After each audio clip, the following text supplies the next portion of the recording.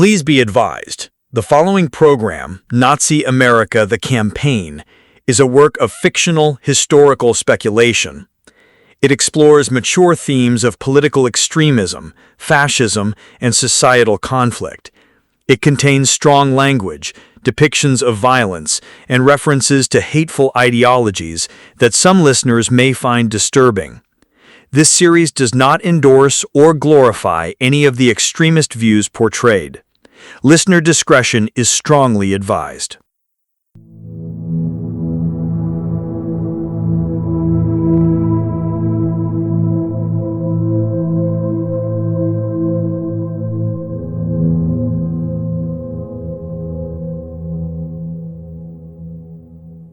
Dark World Conversations present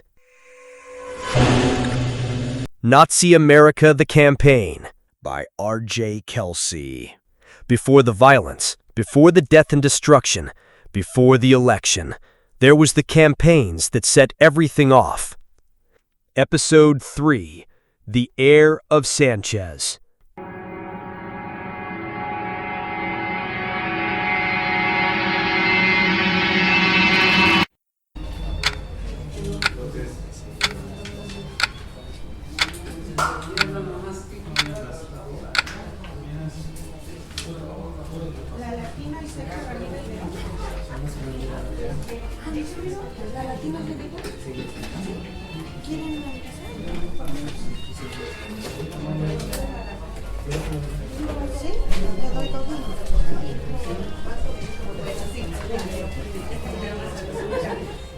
In the shadow of a demagogue's ascent, a different kind of contender emerges.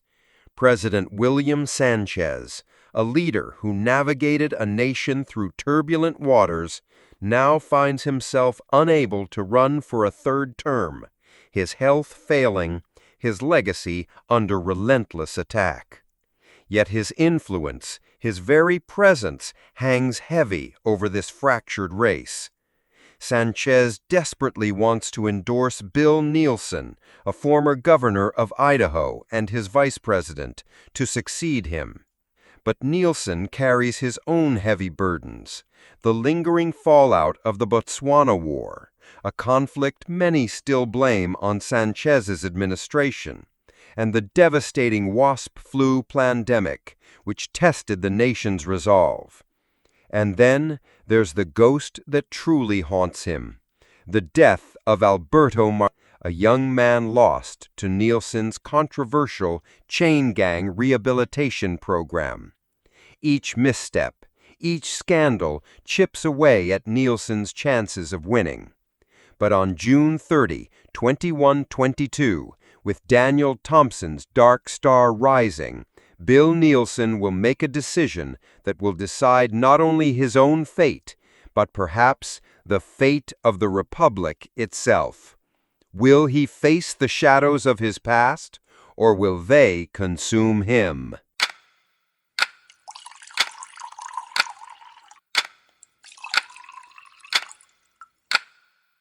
They'll drag Marcela's name through the mud to get to you, Bill.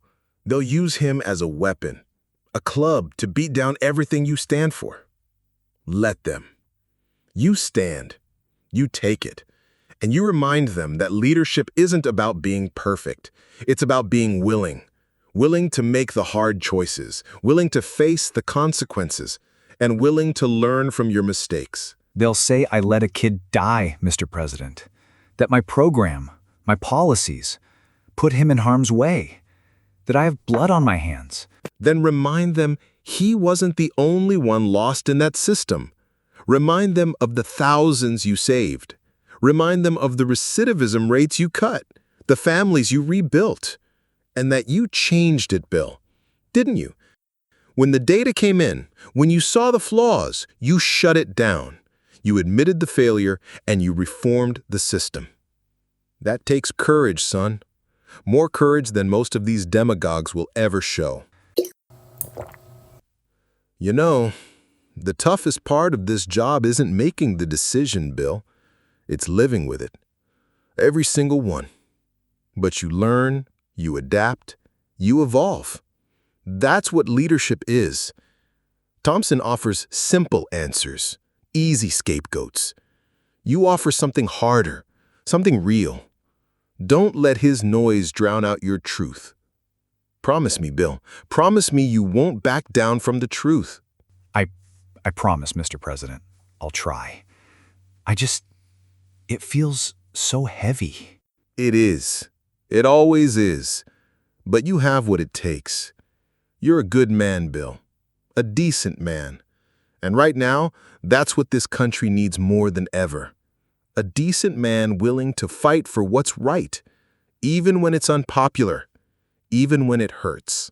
I just don't know. Bill, when I had that heart attack, you ran this nation. You ran it well. You're ready to take the reins.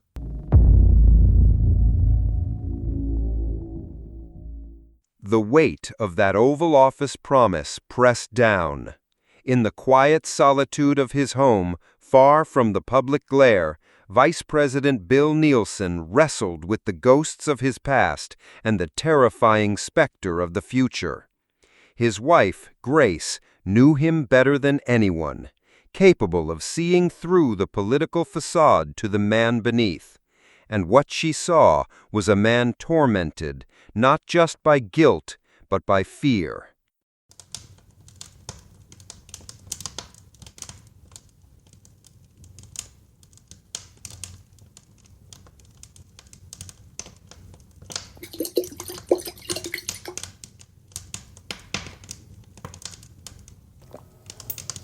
You don't feel guilty, Bill. Not truly. Not in the way that makes you pull back. You feel exposed. Exposed to public scrutiny. Exposed to the same kind of smear campaign they used on Sanchez. It didn't work on him, and it won't work on you. Don't start, Grace. Not tonight. I'm already tired of the calls, the pressure, the threats. Then don't pretend this is about the country, Bill. Don't pretend it's about some grand patriotic duty. You're afraid of dying a side character, aren't you? Of being remembered as Sanchez's number 2, instead of leaving your own mark. I just want to make Sanchez proud. He believed in me when no one else did. He saw something in me. He gave me a chance. He gave me everything. Even now, with his health what it is, even with the attacks, he still believes in you. His faith hasn't wavered. Don't let him down by becoming Thompson with better suits. Don't let the fear of losing make you compromise who you are. This isn't just about winning, Bill. It's about how you win and what you stand for. But what if what I stand for isn't enough? What if the country wants a strong man? What if they want a Daniel Thompson who yells and blames, instead of a Bill Neilson who talks about reform and consequences? Then you show them the difference, Bill. You show them the conviction that comes from experience, not just rhetoric. You show them the empathy that comes from understanding failure, not just success. Marcelo, that was a tragedy. Yes, but you learned. You changed. That's your strength, not your weakness. Own it, or let it own you. The decision made, the journey began. For Bill Neilson, his campaign would be a deliberate attempt to present himself as the pragmatic, experienced leader a fractured nation desperately needed.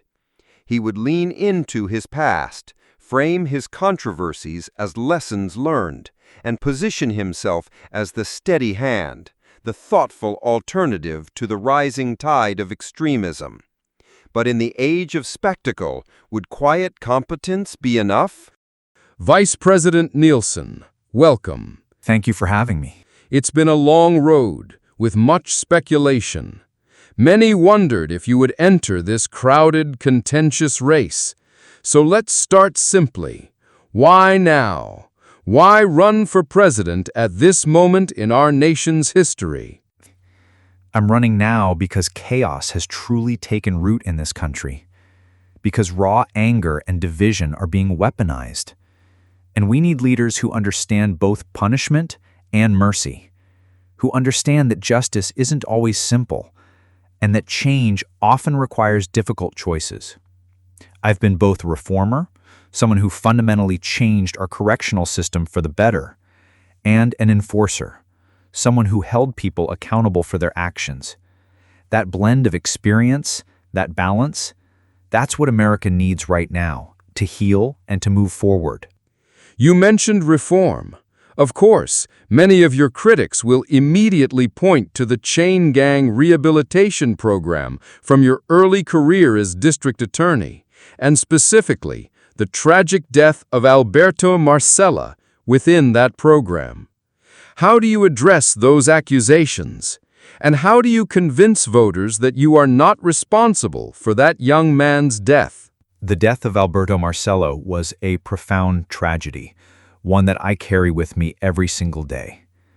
It was a failure of the system, and as the head of that system, I take full responsibility.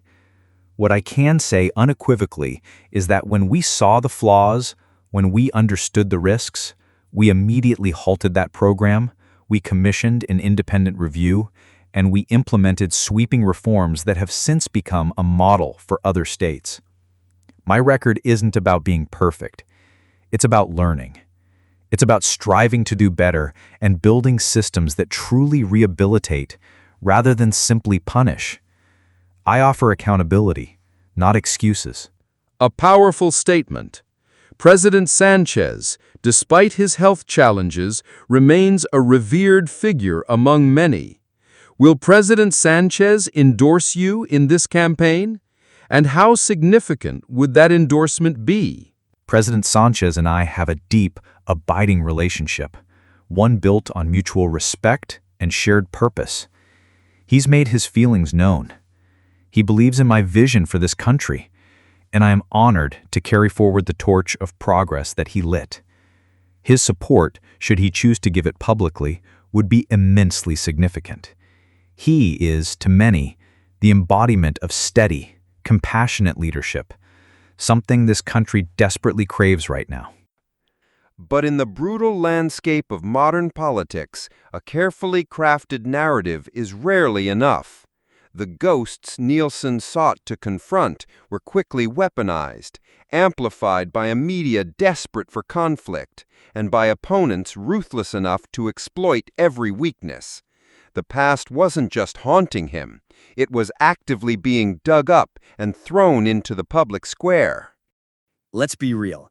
Neilson is Sanchez without the charisma, without the gravitas. He's a well-meaning bureaucrat trying to lead a resurrection of the Republican Party. It's just not going to connect with voters, especially not against Thompson's raw energy and followers of hate. Our polls today show Daniel Thompson widening his lead significantly. The Marcella scandal has legs. Despite Neilson's attempts to address it, voters remembered dead children, and Thompson's campaign is making sure they don't forget. This is Sarah Spencer, signing off. And we're clear. Chinese food. My treat this time. Problem? There is just some things that don't make sense about Marcella's death. What might that be? Just a gut. And my mother always says, trust your gut. Well, how about trusting your gut over Chinese food? Love to, but I want to check up more on Marcella. Very well.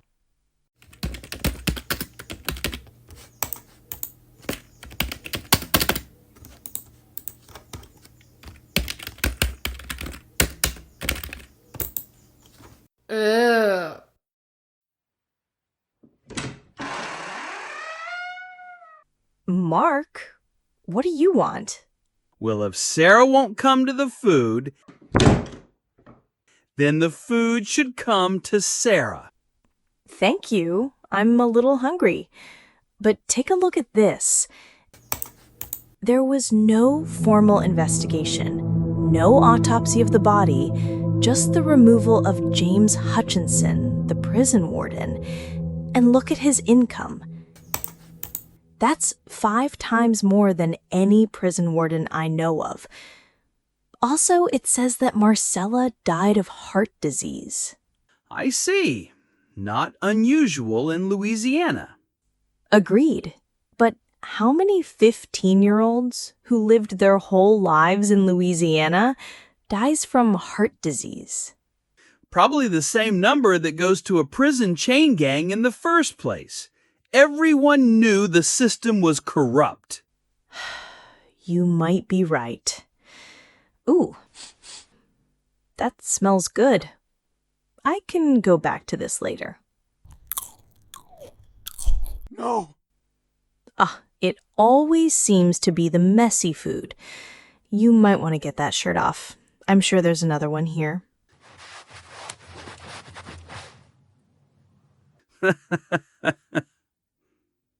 Problems? What? No, no problems. I noticed a stain on your shirt. And you didn't say anything?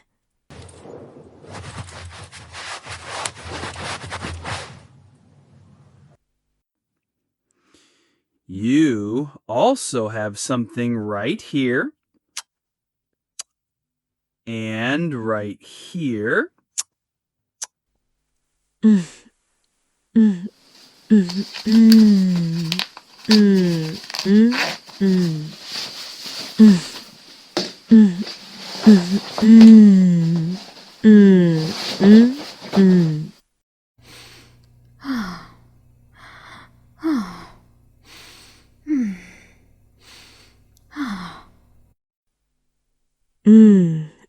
I must say, that was the best Chinese food ever.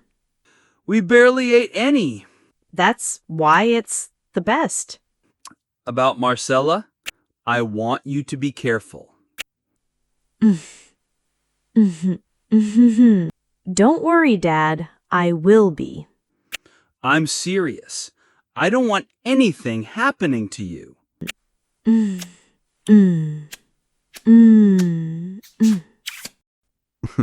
Neilson's reforms cost lives. He's a bleeding heart liberal pretending to be tough. He's just another weak globalist. We need a real leader, not another apology tour. Bill Neilson, weak on crime, weak on America, weak on our children. Paid for by the FF Super PAC. The relentless grind of the campaign trail laid bare the true cost of Neilson's decision. Every handshake, every interview, every attempt to define himself was met with a brutal counter-narrative, fueled by Thompson's rising tide.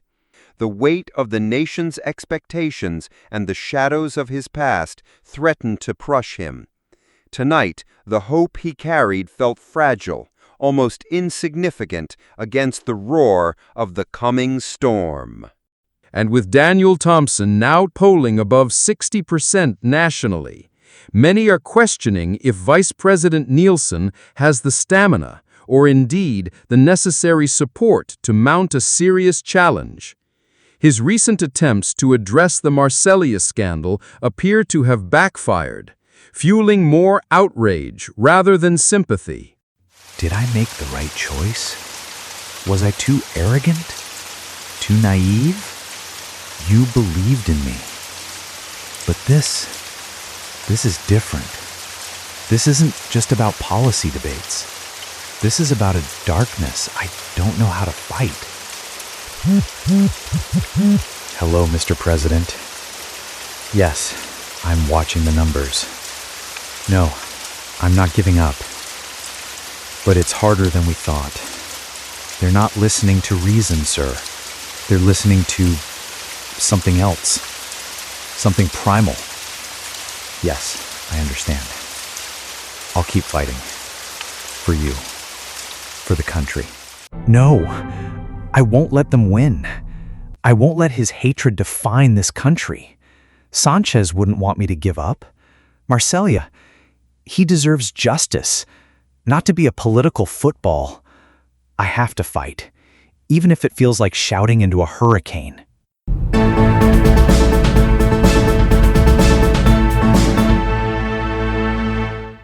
The presidential race, already fractured, took another twist today. Vice President Bill Neilson officially announced his candidacy, immediately facing a barrage of attacks from Daniel Thompson's camp, centered, as expected, on the tragic Marcellia death. Neilson positioned himself as the pragmatic, experienced leader, a stark contrast to Thompson's fiery rhetoric. But in this new political landscape, one must ask, is experience enough? Or will the ghosts of the past, so expertly weaponized, prove too heavy a burden for even a good man to carry? The campaign trail has become a battleground, and the stakes for everyone are higher than ever. In the arena of public opinion, where truth is malleable and perception is king, Bill Neilson enters the fight not as a flamboyant savior, but as a grizzled survivor. Backed by a fading icon, burdened by the ghost of a dead child, and haunted by one terrifying question: will America let its future be shaped by the shadows of its past? Or will it find a path towards a fragile, uncertain dawn?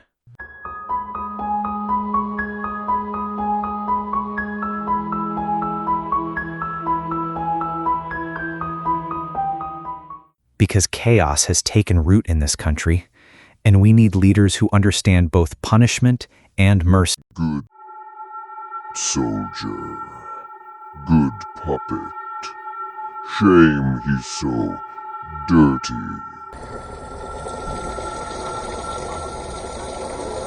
You wanted to see me, Lord Kane. So easily manipulated by his own past. He thinks he's fighting for Sanchez's legacy. He thinks he's fighting for the country. He's just a distraction, a means to an end. Yes, my lord, but Neilson and Sanchez can still be an issue. We'll burn that bridge when it's time.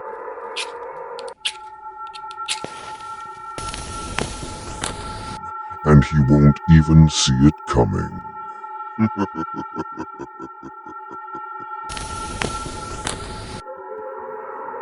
The shadows of the past are merely kindling for the fires of the future.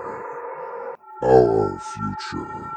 As long as the FF Super PAC secrets are not exposed, it could bring disaster for Breckendale. Then we better make sure that nothing like that happens. I must make this perfectly clear.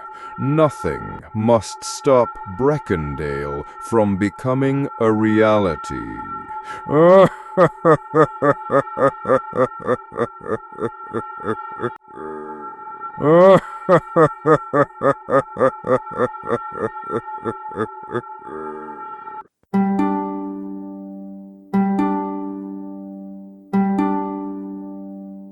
If you've been shaken by what you've heard today, then you are only just beginning to uncover the truth. Explore the full scope of this harrowing saga. Nazi America election will put the nation and democracy on the line, revealing the dark machinations behind the headlines. Conspiracy pulls back the curtain on the blood-soaked truth, exposing the hidden powers that seek to control. An insurrection shows you what happens when the last warning is ignored, when civil unrest explodes into open conflict. Election and Conspiracy are available now wherever you get your fiction. Print, ebook, and Insurrection will be coming soon. Experience the full scope of the story while you still can. Visit darkworldconversations.com for more details. This has been a Dark World Conversations production of Nazi America the Campaign, Season 1, Episode 3. I'm RJ Kelsey, reminding you to ask questions, stay informed, and above all else, be vigilant.